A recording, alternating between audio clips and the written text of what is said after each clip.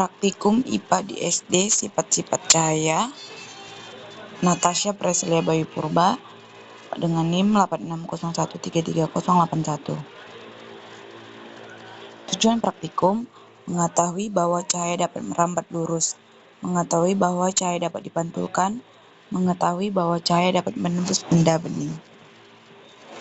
Alat dan bahan: senter, cermin, gelas bening, air, karton berlubang, lilin, korek, api, meja.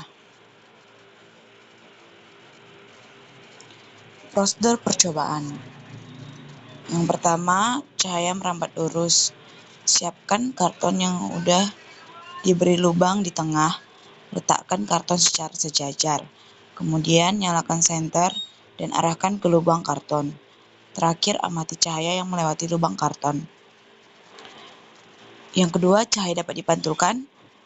Yang pertama, siapkan cermin datar. Kedua, arahkan cahaya senter ke cermin. Ketiga, amati arah pantulan cahaya pada cermin. Yang ketiga, cahaya menembus benda bening. Pertama, isi gelas bening dengan air. Yang kedua, letakkan benda kecil di belakang gelas. Ketiga, amati benda tersebut dari depan gelas. Cahaya merupakan energi yang sangat penting dalam kehidupan sehari-hari. Dengan adanya cahaya, manusia dapat melihat benda di sekitarnya. Sumber cahaya alami yang terbesar adalah matahari, sedangkan sumber cahaya buatan contohnya lampu dan senter. Cahaya memiliki beberapa sifat, diantaranya dapat merambat lurus, dapat dipantulkan, dan dapat menembus benda bening. Cahaya merambat lurus berarti cahaya bergerak dalam garis lurus. Hal ini dapat dibuktikan ketika cahaya senter diarahkan melalui lubang yang sejajar. Selain itu, cahaya juga dapat dipantulkan. Pemantulan cahaya terjadi ketika cahaya mengenai permukaan benda, mengkilap seperti cermin. Cahaya yang dipantulkan dapat membuat bayangan terlihat pada cermin. Cahaya juga dapat menembus benda bening seperti kaca dan air jernih. Karena sifat tersebut, benda di dalam gelas bening masih dapat terlihat dari luar. Berikut ini dokumentasi praktikum sifat cahaya. Ada cahaya merambat lurus, cahaya dapat dipantulkan, dan cahaya menembus benda bening. Pada percobaan pertama, cahaya hanya dapat melewati lubang karton ketika posisi lubang berada dalam satu garis lurus. Hal ini menunjukkan bahwa cahaya merambat lurus.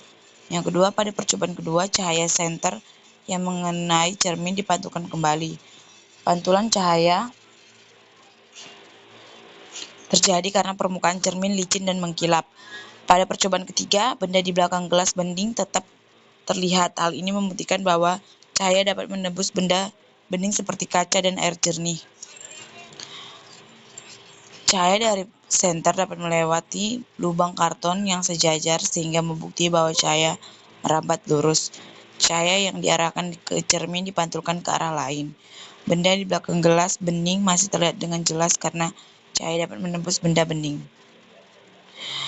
Kesimpulannya, yang pertama cahaya dapat merambat lurus, yang kedua cahaya dapat dipantulkan, dan yang ketiga cahaya dapat menembus benda bening.